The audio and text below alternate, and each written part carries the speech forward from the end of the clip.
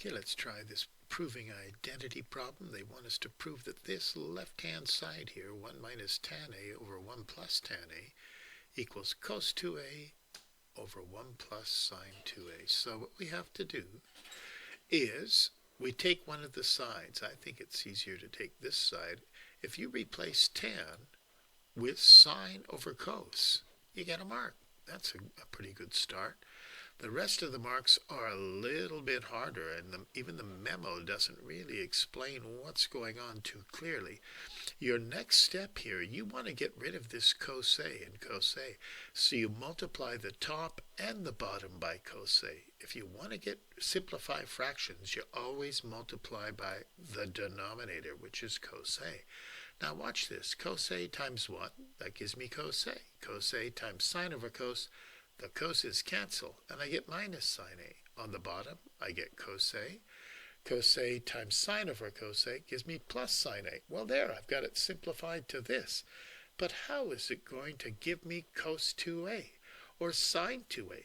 But I know sine 2A. What is that? The question tells you what to do. You see, it's 2 sine cos.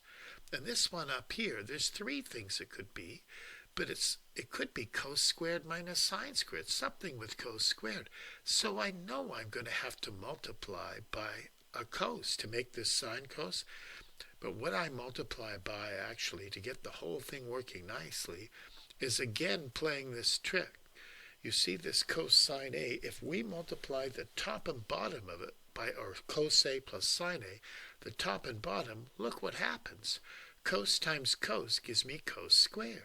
Sine times sine gives me sine squared and minus sine squared.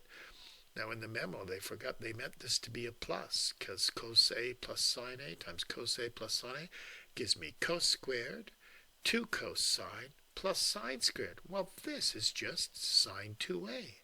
And cos squared minus sine squared is cos 2A. And that's equal to the right-hand side. Now they say, hence, without using a calculator, determine what this is, the tangent of 22.5. Hence means use this. Well, 1 minus the tangent is equal to the cosine of 2 times 22.5. So it just must be the cos of 45. So you'd get a mark for that. And 1 plus tan A is equal to 1 plus the sine of 2 times 22.5. 2 times 22.5 is 45 again. Well, there's your answer. Now we just got to figure this out. But they said without a calculator. If you write root 2 over 2, the memo's got it like that, you've used a calculator. Because if you don't use a calculator, you draw a special triangle and you can look at what it is. The cosine of 45 is 1 over root 2. And the sine of 45 is 1 over root 2. So that should be your answer. Now you'd like to simplify this. You've got root 2 in the denominator. I multiplied everything by root 2, and that gave me 1 plus root 2, 1 over root 2 plus 1. Here they used a calculator. They said don't without using a calculator. Here, look at that. They used a calculator, it looks like to me. They haven't shown that they did. If you press cos 45, you get root 2 over 2.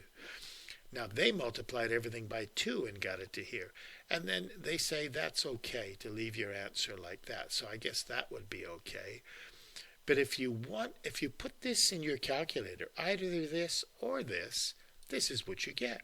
You get root 2 minus 1, or minus 1 plus root 2. And if you wonder, there's a way called rationalizing, getting rid of roots in the bottom, where you multiply by root 2 minus 1, and you work it out at all. You don't have to do that. But you should use, when they say without a calculator, write down the special triangle and then substitute in what the special triangle shows you. This looks like they used a calculator. That's silly.